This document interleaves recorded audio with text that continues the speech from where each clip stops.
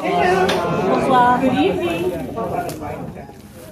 So before we start, I'm just going to let you know about our parking. Because of security, they lock up the parking. Don't forget to take your violation goes first. Parking ticket after, you pay. And if the gate is closed, there's a button you push on the right-hand side. We will stay here until everybody leaves, so don't panic if you don't know where the button is. Oh my goodness. So, on behalf of Alliance Française de Los Angeles, I wanted to welcome all of you here tonight. Alliance Française de Los Angeles is not just a language school, we are a vibrant cultural hub for promoting the French language and culture.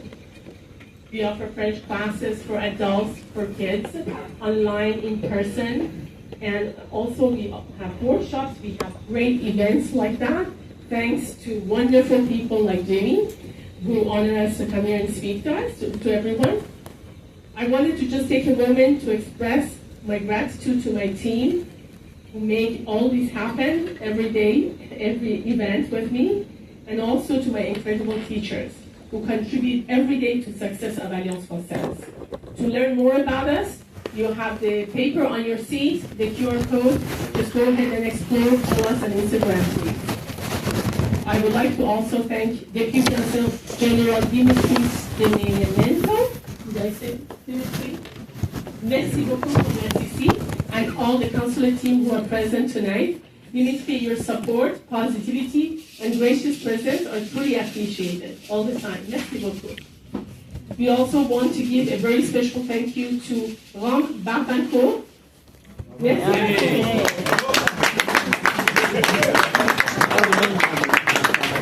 For the generous support tonight. And merci for making tonight even more special.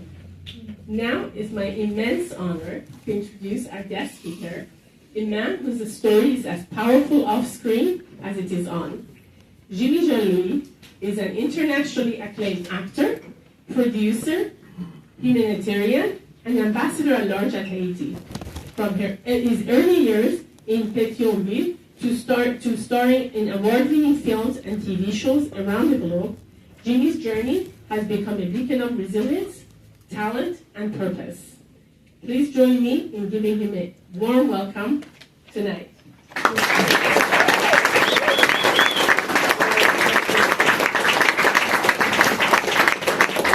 to guide us through this evening's conversation, we're honored to welcome Ramzi Maloki, a seasoned journalist, media consultant, and true bridge between French and American entertainment industry. Please join me to give a warm welcome to our wonderful tonight.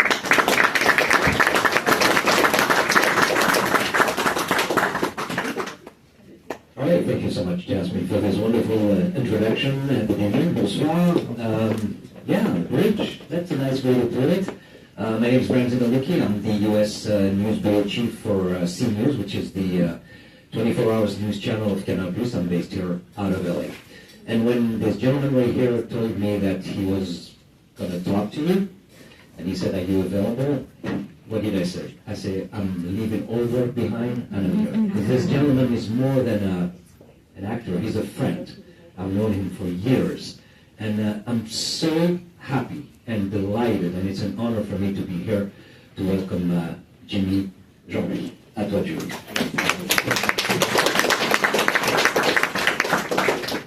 Merci Ramzi, merci Jasmine, merci à tous d'être ici. Thank you very much to all of you. Can you hear me? Yes. I'm going to try to have a comfortable position here. Because I'm going to read a little something before we start our conversation. Yeah. I was born in the land of fractures, Haiti, an island forged in the flames of revolt, yet distinguished by abandonment. Early on, I understood that one's birth or origin does not determine one's future. It is my source. However, it was in the grey suburbs of Paris that I learned the true meaning of survival. Survival for me was not just about hunger. It was about resisting the temptation to conform.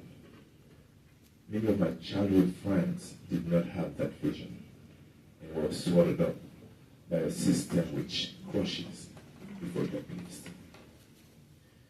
So I chose to live. I chose to dream.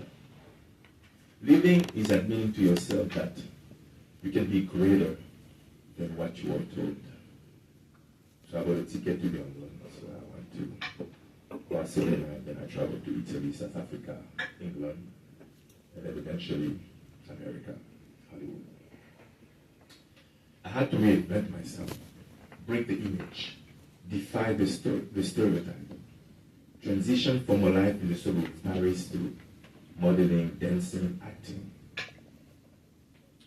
In Hollywood, a place where everything seems possible, but is actually much harder than you can imagine. Each challenge was a step in the improbable ascent. It wasn't just about crossing physical borders. It was about defying mental ones. Each failure taught me that I am not defined by where I came from. What defines me is what I am willing to become. And then came the movie To Celebrate. For those of you who don't know who To Celebrate is, it is for the Haitians our greatest hero. Yeah. Much better. So, Toussaint Louverture, yes, our greatest hero. The leader of the Haitian Revolution succeeded in liberating Haiti from the French. The only colonized country in history to do so. In embodying this great warrior, I became acutely aware that I was carrying the dreams and memory of my people. This role awakened in me the idea that I'm a messenger, and my mission extends beyond cinema. It speaks of justice, freedom, and the fight against invisible oppression. Courage is not just what you do. It's being willing to reach outside of the self. It is not about dazzling. It is about inspiring. My journey has not been linear. It has come full circle, from Africa to the Caribbean, to Europe, to the United States. Each place has been a school. I've learned that true strength comes from interconnectedness, from the fusion of culture, ideas, and horizons. In filming all over the globe, I've realized that my purpose isn't simply to work or to travel, but to absorb, expand, and grow as a human being. I refuse to be put in a box. Thinking outside of the box means never believing that we must be confined to a single territory or identity. Art, like life, knows no borders. The convergence of worlds has allowed me not only to be a film actor, but to learn that every place, every project is a crossroads leading to the possibility to create something unique. The beauty of life is also the beauty of loss. And that's where growth is born. Life has not spared my family, as some of you might know. I've buried my father, my brother, and my son. And each time I have to learn to walk again. But there comes a moment when you realize that suffering is not an end. It is a catalyst. It is proof that we are still capable of loving and creating and continuing. I carry my losses like invisible tattoos. They have forged a strength within me, a resilience that transcends hardship and allows me to stand today before you. Not as someone who has succeeded in everything, not at all, but as someone who has endured and continues to grow. Today I share my story to pass on the truth. We are all architects of our own lives, our own destiny. No matter where we come from, what matters is what we do with what we have. My life has been a crossroads of languages, cultures, languages, and continents. A crossroads of struggles, of course. But it is in this intersection that creation is born. Our wounds, our victories, and our dreams intertwine to shape the unknown. We are all bridges between who we were and who we will become. My story is the story of all of those who have had the courage to cross ocean of improbabilities, storms of doubt, who continue to walk forward. From Africa to the Caribbean to Europe, America. These are not points of separation, but threads woven into a single tapestry. Our mission is to create, not for ourselves, but for the world that watches us, for those who follow, for those who still believe that anything is possible, because it is. Thank you very much.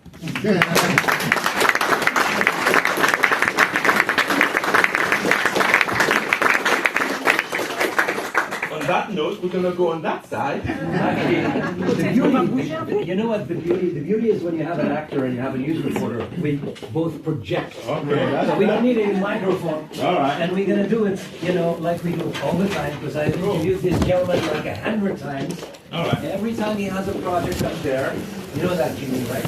I know you are. All right. Thank you very much. The only thing missing is like a little bubble. But no. You're going to be buzzed and then. Please do bring a drink for me. You know what I like. And as for you, please request what you want. No. I'm going to be buzzed and then I'm going to lose. Take a shot for you. All right. Okay. You heard, that was beautiful, Jimmy's monologue, which encompasses, the whole journey. I met Jimmy when he just arrived in LA. Yeah. He was at a party, and he said, are you French? I said, yeah, I'm French, but I was born in Tunisia. I said, I'm, from Haiti. I'm I'm adopted by French Polynesia, so we share that, kind of island, what we call in French Polynesia, the mana, the energy. And we talked about it, and he said, I just came in, explained to me where he came from and everything. And he said, keep in touch.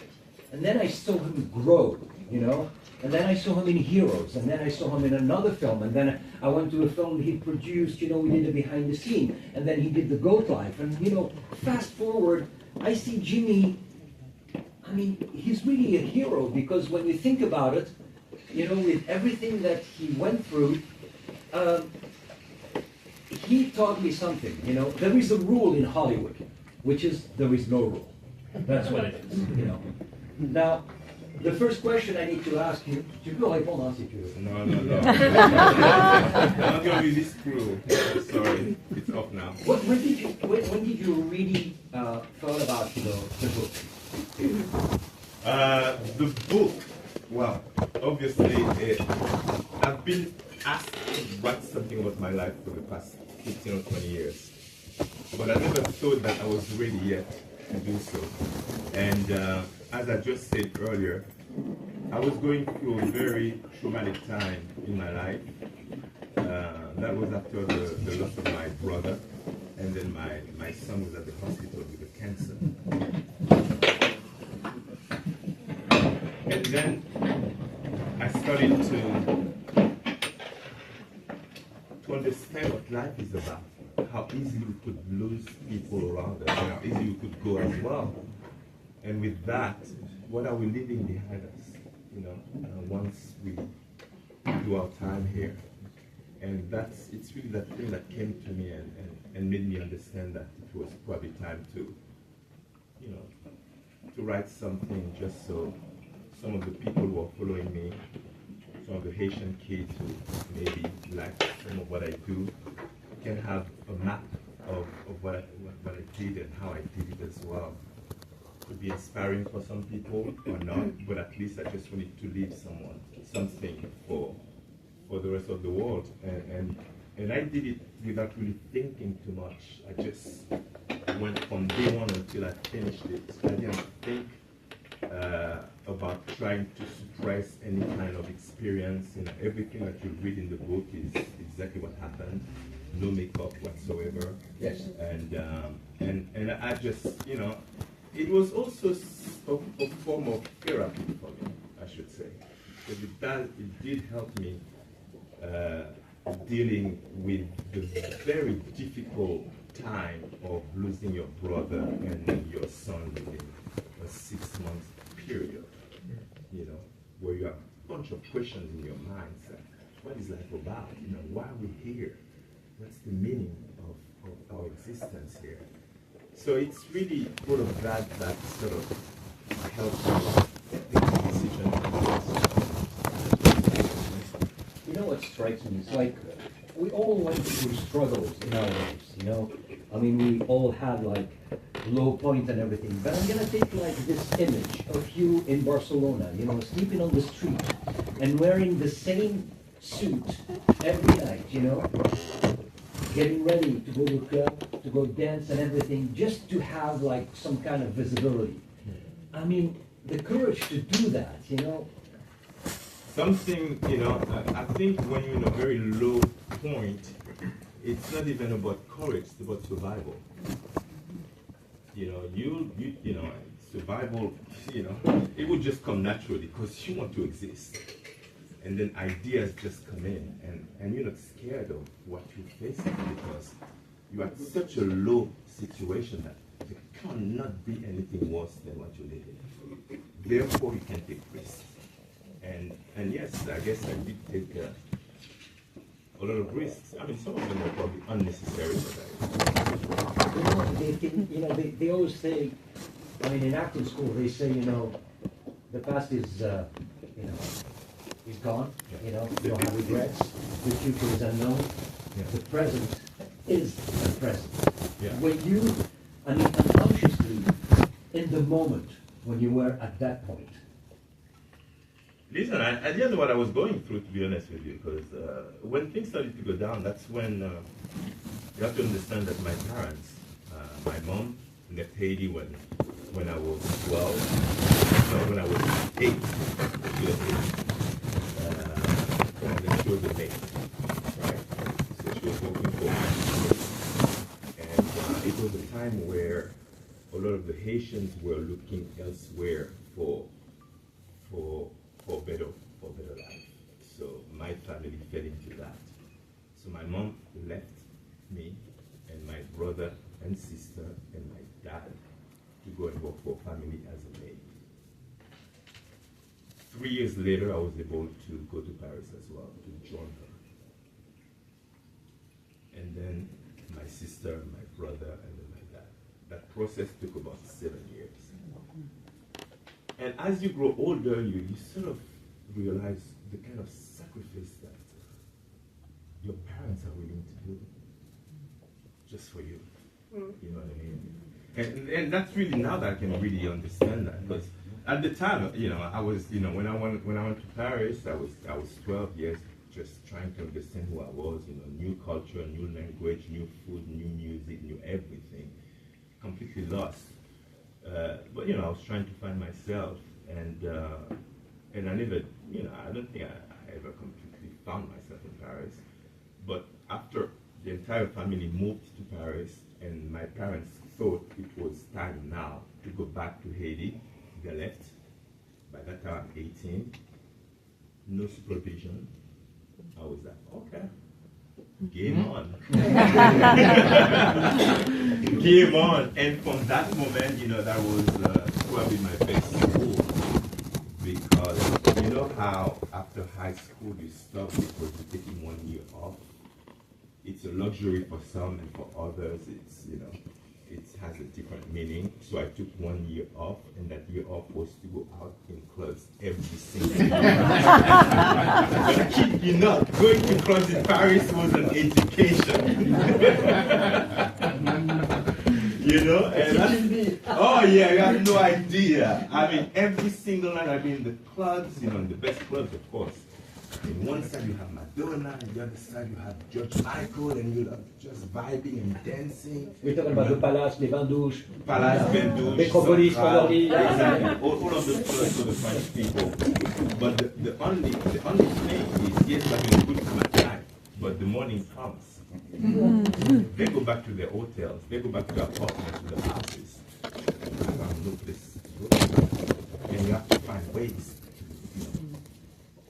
Not only to find a place to lay your head, but you know, to find meanings in what you're doing. You know, because at the time it was completely ridiculous what I was doing. But I guess there was a level of education in all that. So yes, I had to be very, you know, I had to take risks a lot of the time to find a place to live. Before we talk about the acting career, you know, because you talked about Haiti, knowing you, I mean, you've always been close to Haiti. You know, they say once a Haitian, always a Haitian.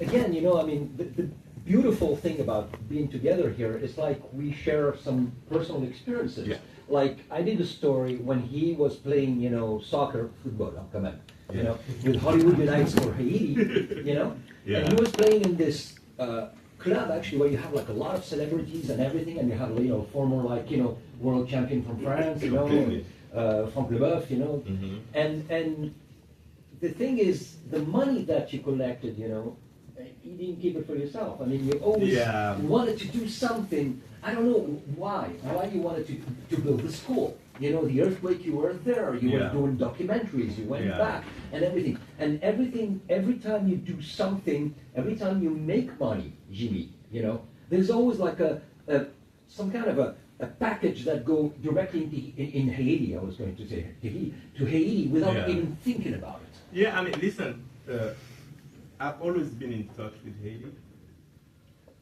even though I live here in Hollywood, as they like to say it. But as we speak, I still have some of my close family members who not only still live in Haiti, but still live under conditions that are pretty bad.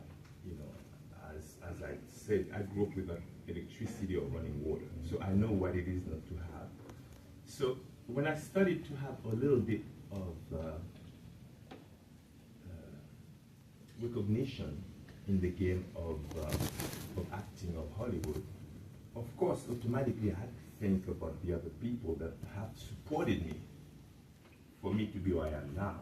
So I cannot just close my eyes to them. And also, for some reason, a lot of the roles that I've had in my career have a direct connection with Haiti.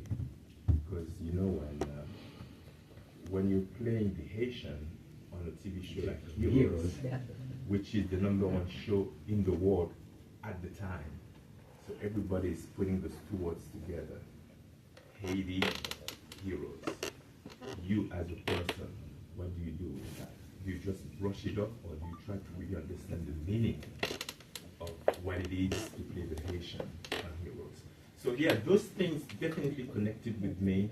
And then when I had the opportunity to play with Hollywood United Club, you know, with a bunch of stars from, I was like, what given? I mean, it's like every week you had sponsors fighting to give us clothes, whether it's Puma, Nike, Adidas. It's like, and then I think to myself, back there, those kids will kill to have one of those items that we're getting for free. So that's the beginning. That's what sort of inspired me to create Hollywood Unites for Haiti. It was based on Hollywood United Club, and that was in 2008. So the first mission was to collect as many sport gear as possible and to give them to the Haitian kids. And we did a lot of that. And then, of course, as you know, the earthquake happened in 2010. And because at the time there were few well-known Haitian people in the media, it's like within 24 hours after the earthquake, I think I've had every single media on my phone or had to do, whether it's CNN, BBC. That was one of them? Yeah, completely. So it was either Wycliffe at the time and myself, Yes. because everybody knew that Haitian were heroes. It was during Heroes. So that as well sort of put me in a situation where, well, I have to do something, whether I like it or not. You know what I mean? So there's been a lot of sort of natural situation that's put me in a place where, you know, I just had to represent. And also, I know myself, I understand what my country stands for, and there's a lot of pride to that. And I'm not going to sit here and be all happy, because I understand that back there things are still very bad. And I was going to ask you, are you optimistic about the future? You know, we all know the current events, you know, in Haiti, you know, the change of government, the problems, the insecurity, you know, the violence also. You've been, you know, a witness of the violence personally, but are you optimistic? You have to be. Yeah. You have to be optimistic about life. You know what I mean? Otherwise, what's the point? Once a great country will always be a good country. So it's a bad period that we're going through. It's been bad for the past 30, 40 years. But, you know, maybe within 50, 60, 80 years, we'll find a different Haiti. So it takes time. Everything takes time. So yes, I'm very optimistic. So my message is always to try to, not to educate, I'm not a professor, you know, but to at least put the accent on some of the great things that Haiti has done. Not just for Haiti, not just for America, but for the world. Because that Haitian independence has reshaped the world, whether it's economically, culturally, you know. If it wasn't because of Haiti, I mean, a third of us here would still be speaking French. I mean, thank you for the L'Alliance Française to welcome me, but it is the truth. Because of Haiti, you know, America was able to get the purchase of Louisiana, you know. So, and back then, Louisiana represented a third of America. I know. You know, and because of Haiti, Simon Bolivar was able to start the fight to free the rest of South America. It's funny, Yeah. how the mana works, you know. And then Toussaint appear on the screen. Natural transition. Here's the thing, they could have chosen, you know, we have a lot of French actors that are black, that could have played it. They're from, you know, the West Indies, what we call the West Indies, you know, we call them l'outre-mer, you know, Martinique, Guadeloupe, and everything. But the thing is, to play Toussaint on a national channel, a fiction about the story of Toussaint, they went with the Haitian. Yeah. Okay, It here's the makes thing. sense, though. No, saying it like that, it makes sense. But here's the thing. Was it hard to audition, or they went right for you? You know, I must say, tu no, vois? they came to me. You know, it was an offer. Yeah. And, you know, it took, it was right after the earthquake. Haiti had a lot of sympathy. And that's the only reason why France Télévisions, who is the government, Of course, yeah. you know, said, okay, let's give them the money for that movie. Because it's a movie that, for example, Danny Glover has tried to make for like over 30 years. True, true. So it's a very difficult movie to make. Matter of fact, it's very difficult to make any movie about any black heroes. And in this case, you know, this is probably one of the best heroes that we've had, but nobody knows about him. I'm saying that because I remember I was in South Africa in 94, and I met with the president at the time, which was Nelson Mandela. Somehow, a meeting was done. Don't ask me why. I was young, I don't know why, but he wanted to see me, and his people organized something. And by speaking to him for a few minutes, the reason of that meeting was for him to speak about his heroes, the people who inspired him, which is Toussaint Louverture, Jacques Dessalines, all the Haitian heroes. So it was a way for him to be close to Haiti. And when you understand that, you're like, okay, so I do come from a place that matters. Because if it matters to Nelson Mandela, that means I matter. And, you know, and you know what? That meeting was very powerful for me. Because as a youngster, I realized that, oh shit, maybe I do matter.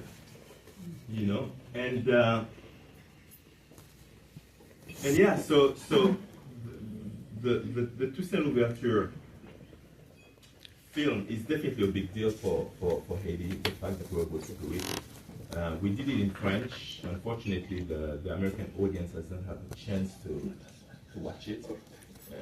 Maybe soon, I hope. But yeah, I take lots of pride to that. And there's an image that's circulating here, this one here, Great Transition. That was in 2023, and I was invited to be the master of ceremony of an event that was happening at the Panthéon. For those who don't know, the Panthéon is in Paris. So I took the liberty to dress like Toussaint. And when I got there, it was an event that was headed by Jean-Marc. What's Jean-Marc's last name again? He was French Prime Minister at one point. Can someone help me? Jean-Marc Héros. Yeah. So he was the president of that event. So I come like dressed like him, and Jean-Marc sees me. He's like, you know, he almost fell down, you know, because he was not expecting that. But I also had another agenda in my mind, because when I went there, I wanted to make a very strong statement, not just by dressing like him, but also went there with the letter. And I completely broke all protocols, because when you go there, you know, and I broke it and I started to read that letter. And it's a letter that I wrote for the President Macron because of the situation in Haiti. In my mind, based on the relationship between Haiti and France, I think some people have to be accountable at one point, you know. There are certain things that we cannot just let go like that. So I wanted to get his attention. I don't know how much I got, but you know, I know that 2 weeks later he went to visit the place where Toussaint Louverture is. And this is the first time that any French president has officially done that. Which is not a big win, but I know that it's hurt. It's symbolic. Yeah, it's symbolic. So yes, I think there is always a way to have a dialogue between those two countries, talking about Haiti and France, because we have a history that is, I guess, very important to the world, rich, sad for the Haitians, but I still believe that it deserves. You know, we need to take time to speak to each other and to try to find solutions. And to heal, because, you know, Yes, we're indeed. in a period of heal. It's funny, the similarity between, you know, when I think about Toussaint, and right away I thought about, you know, Kamehameha and Chief of War, which, you know, is about Hawaii and, you know, the Kanaka, and it's amazing, you know, because, again, you know, we went to Hawaii, you know, to do, you know, an interview with Jason Momoa, and he was talking about this is the time of healing. This is a time of talking. This is time to, you know, talk about what happened and forgiveness as well. Yeah, people don't like the truth. You know, it's very difficult to deal with the truth. All right, acting wise. You know, the transition. You know, one day he called me, I remember, and he said, Ramsey, you know, I just had a movie, you know, a Nigerian movie. I went, what? He said, a Nigerian movie. I said, what takes you to Nigeria? I said, oh, you know what? I'm also working, you know, in Nollywood, you know, which is, I have to say, you know, it's the second biggest producer of movies in the world. Now, you may like it or not, I mean, it's done with like $2 or whatever, but still, after Bollywood. Yeah. And Hollywood comes in third position. Yeah. Let's remind that. And then, we did a story, so he talked to me about, Lagos, and remember, he said it's like New York on crack. That was the word. That's the word I use. It's true. Yeah. Lagos is like New York on crack. And then, and then he calls me again, he said, I have a new movie. I said, yeah. But wait a second, I have to specify why I say that. Because you have more people, more noise, as many buildings, and and people are so quick. It's like, if you're not careful, you lose your phone, your everything, your life without. But it's not. I'm not trying to really blame. It's just that they're very witty, very witty. So yeah, Lagos is like New York on crack. When and it still is. I'm sure there are some Nigerians here. Please. Oh yeah, we have Francis here from the African Artists Association. Yeah. So he calls me, after, I don't know, I'm not counting the years, but he calls me and he said, Ramsey, do you know 3-4 words in Arabic?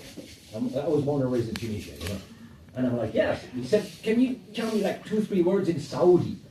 And I'm like, yeah, I can tell you that. And I'm like, why? He said, I'm auditioning for a movie that is going to be shot where I play, Yeah, it's that movie called Goat Life. Goat Life. Indian movie. Yeah, and that movie actually was like, whoa. I mean, that movie went like all over the world. Yeah. Like a cult classic, Goat Life. I mean, you have to see that movie. Beautiful story, true story. Yeah, it is. For those who don't know, it's the story of an Indian guy who traveled to Saudi, and he thinks it's gonna work. And as he arrives at the airport, he was snatched, and he was forced to live in the farm for 3 years. And that's a true story. And then he escaped. He tried to escape, and we're in the desert, in the middle of the desert. And right there was another guy that's very savvy. That's why I come. I play.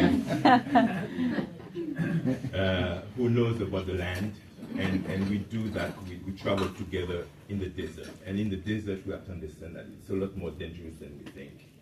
It's like it's a monster.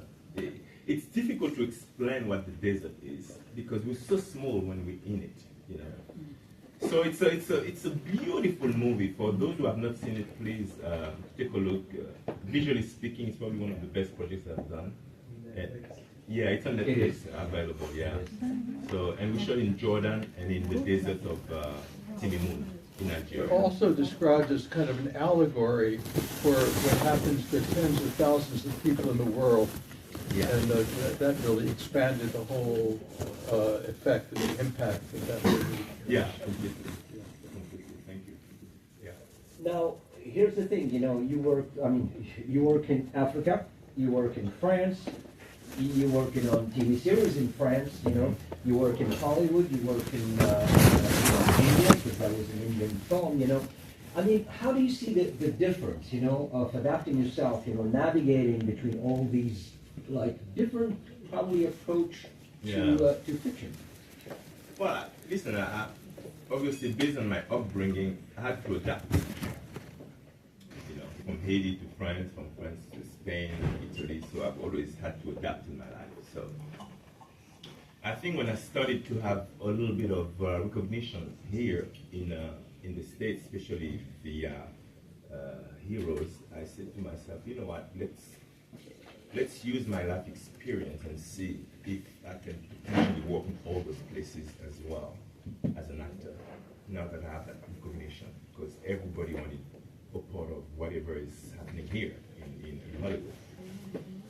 And I challenged myself to potentially do one movie a year per continent. That was the challenge about 20 years ago. One movie a year per continent. Of course, I don't do it every year, but I'm very close each year. Meaning that I'm doing a project here, one in Africa, one in Europe, one in Caribbean, one in India. Yeah. So and that was just because I was used to just travel around and try to find who I was. Because I mean, the reality is, listen, I was just trying to understand who I was. You know, I'm a black man in this world, and a black man in this world is lost in general. So, growing up in Europe, born in Haiti, none of those places are actually my lands, right? It's not my identity. So I'm trying to understand who I am. So I'm traveling, trying to get clues, trying to understand why I fit. And then, you realize that, either you don't fit anywhere or you can try to take a look at that and try to define who I am. So I think I was always very curious. I always wanted to really understand who I was, and I always knew that I was in the wrong place every single time. But at the same time, I'm learning, and I'm still learning, and I hope to continue to learn. Do you know who you are right now? I have a clue. I have a clue, but listen, I can't say I know. No, I lie. There's a word, that you said, and the word that I heard many times about you is resilience. And I was talking to my wife, coming from Beverly Glen here, and I was like, Beverly Glen? Yeah. Hold on. I was living from Pasadena, the only way was Valley Vista, Beverly Glen. I was thinking Bel Air. Pasadena.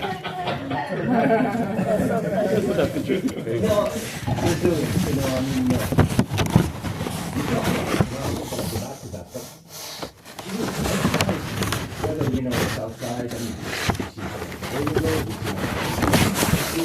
we see each other on the street, and Jimmy's always smiling, and Jimmy's always positive and everything. And again, I was talking to Sarah, what is behind this energy, this resilience, I mean, I do use the word resilience. It's not the word that I like, because I think we can all be resilient. If we're in a hard situation, we will be resilient. I guess because I've always been in hard situations, then I understand it. And I also understand that we're here for a short period of time. It's not very long. One life. It's like, what are you going to do with it? I choose to live it well as I can. You know what I mean? And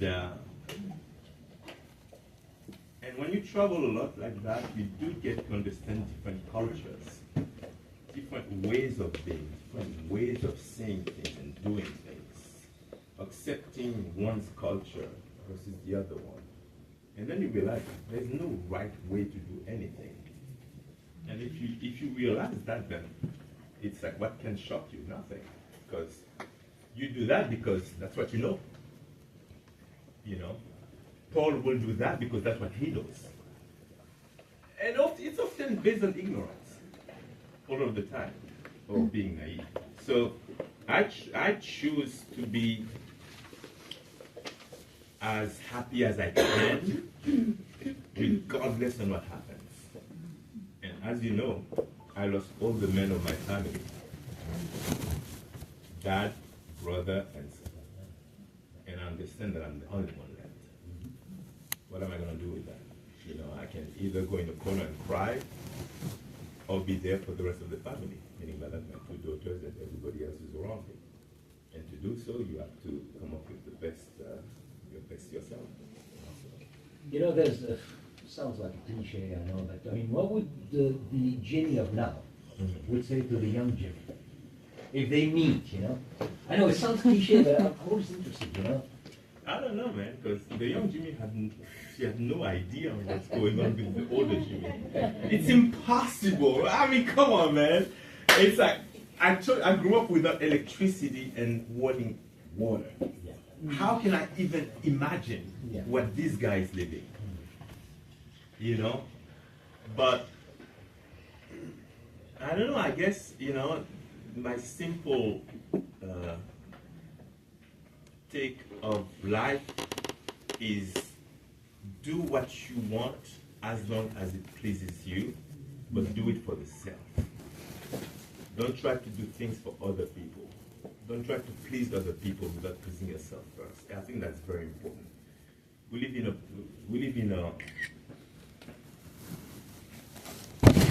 era where people are pleasing everyone else. Unfortunately, this doesn't help because all the selfie and sharing, none of that is for yourself. So the one thing I always say to any, if that question is asked, it's that, make sure that you connected to what you're doing. Whatever it is that you're fully connected and you really love what you're doing. And if there's passion in what you do, there's no such thing, there's no success to that because you succeeded just because you're doing what you want to do, So yeah, I mean, I guess I fully understand that life is short and we have to do the best we can while we're here. Before I take some questions, I mean, I would love you to have, some questions for Jimmy. Do you agree? You heard how he said it, Jimmy. Yeah, I said it French way. No, I like it, Jimmy Jean-Louis. Do you agree?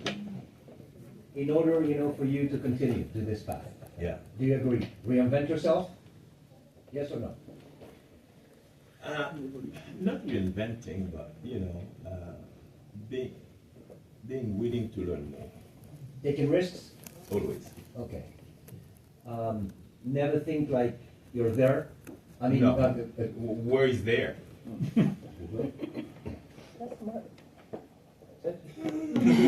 Jimmy, hurry!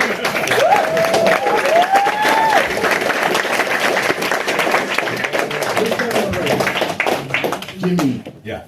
I spoke to Bruno Moral this week, Okay. and he says of you that you're a great mentor and a great friend. And I have been watching your career for as long as you've been on television, as long as you've been in the film industry. And you've always been a mentor to someone like myself who's a producer. Who was your mentor, and do you still have a mentor now?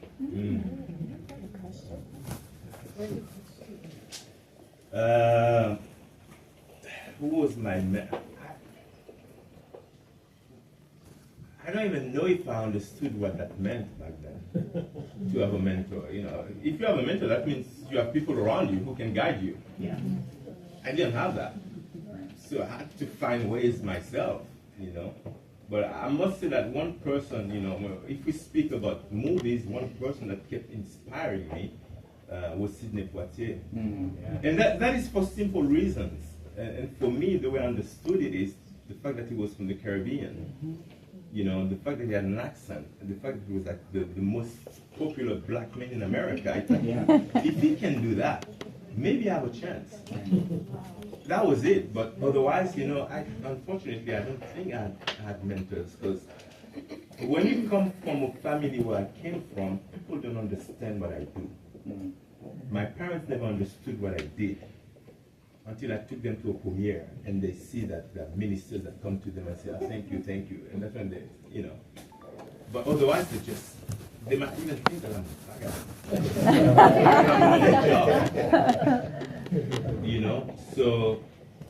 So yeah, I don't know if I've had a mentor. And what's the second part of the question?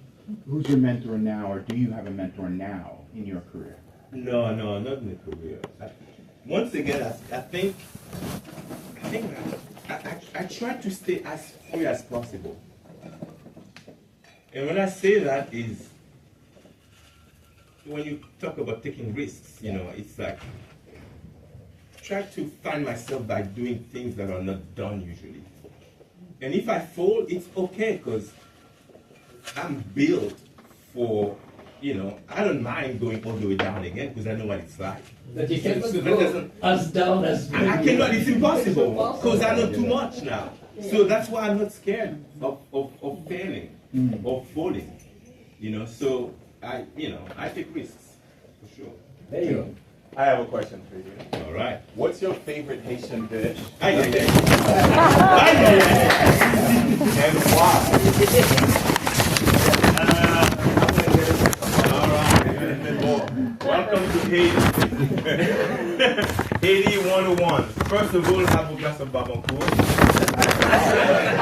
I will. It was, it's the spirit is one of those elements that helped us as well in our fight against, for our liberation. But Haitian dish, normal things, I'll say banan pesé for sure. Banan pesé is plantain, but not the sweet ones, but salty, done Haitian way. Otherwise, definitely that's a staple. And then with pickles, and the pickles is kind of cold slow that's very spicy that goes with the banan pesé. There you go. Yeah. So this might be the rum a little bit. This is very good rum. But Thank you. something that resonated with me as a African-American woman from what was the first town to ever have a black mayor. My family would get bomb threats because they were campaigning for him, Mayor Richard Hatcher in Gary, Indiana, where the Jackson 5 are from. And when you said how a black man and a mayor anywhere, you're kind of like at the lowest of everything on the totem pole. So as a black woman, because black men stand above black women, what is it that has kept you moving, motivated?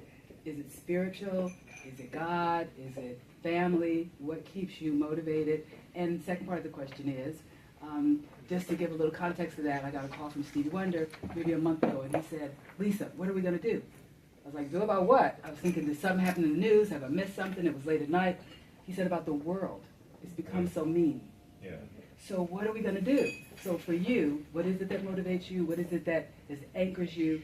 And where do you see us going? And how do we make things better? Because we got people looking to leave, all kind of things. People don't know what they're going to do right now. I said it was rum. I said maybe it's rum. The rum is very good.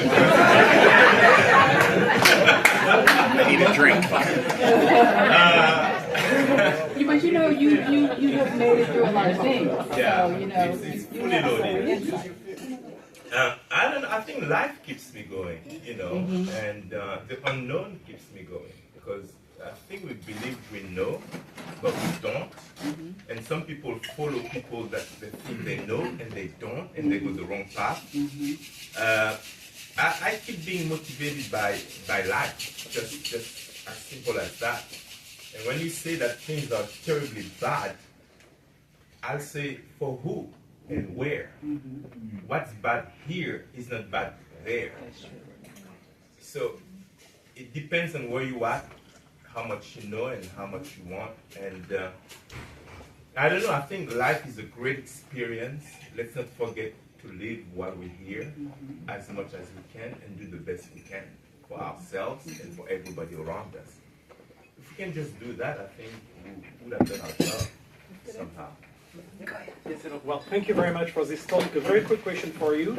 So if I understood correctly, right, your whole journey was to try to, as a black man, as a black migrant in Europe, in the US, to be seen, to survive, to reach the light, not to get erased from the map. And here I see a parallel with Haiti and the history of Haiti, a country that has been historically erased from the map and drawn into, oblivion, obscurity and darkness, very, very far from light. And so my question for you is, can you tell us a bit more about, this historical tendency to just erase Haiti from the map, and how your personal journey can maybe inspire us to think about the future of Haiti through different lens? Thank you. Well, I think a lot is tied with the group that has the economical power in Haiti. The same way you're saying that Haiti is being erased. You know, some people might say that Mali has been erased, you know, whether it was the greatest empire ever, but it's been erased. The same way that the Nubians have been erased from Egypt. So you can see the parallel there. So I think that we're moving according to who's got the economical power. And whoever's got that will erase the other group. And sometimes it takes hundreds of years or even centuries, but I think that's the course of life. What do we know about life? We know about maybe our lifetime, maybe 100 years, maybe 1,000 years, but we don't know what happened 10,000 years ago, really. We have a clue, but not really. We still don't understand how the pyramids are standing up. There was a civilization where things were done, and we don't know, we cannot find an explanation for that. So life is, I think, it's way grander than we think, and there are a lot of questions that are still unanswered, you know. And I cannot be here and claim that I know anything about it. I have clues, but, you know, the best I can say is, you know, do the best you can, live the best life you can, and respect as, you know, as much as you can. But I think we're, you know, and I think the one thing I must say is the arrogance of each generation to believe that they are the solution finders. You know, that's what we need to do. You don't know, because that's what you need to do based on what you know today. But you never put the historical component into the equation. So, yes, I understand why maybe Haiti is being erased, because I understand bits of history, bits of politics, and it does not surprise me. So, here we go. Et voilà. Oh, just one last question over there. Oui. Well, let me pick up my friend here this year, you know. If you've seen Jurassic Park, the last one, he's the man in it. Yeah. My question to you is, I always like to put life into anything that we dream about or want to inspire to. What are your future dreams that you are dreaming about in your career, in your life? So we can all hear it out loud, and so we all be able to put the energy towards that. Can you tell us your dreams for the future, for yourself, for your career, and also in your life? I am not a dreamer, unfortunately. Yeah, I'm not a dreamer. I do what I can, and what I do will define the next step. So. Yeah, I really stay present as much as possible. We're here today, tonight, that's why I am. And that's where my full energy is at. That will lead me to what's going to happen tomorrow, in a year, in 10 years. But, you know, I'm not a dreamer. I wasn't built like that. And yeah, so. Well, here's the thing. This is a glimpse on Jimmy's life, Jimmy's philosophy, Jimmy's mindset, Jimmy everything. I just want to say thank you so much. Thank you. You know what?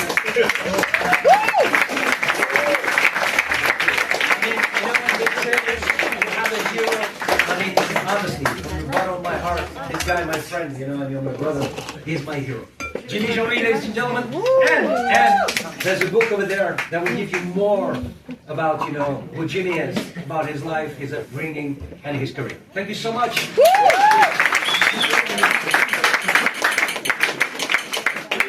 Having some drinks, I think the drinks are going to be flowing until there's no more.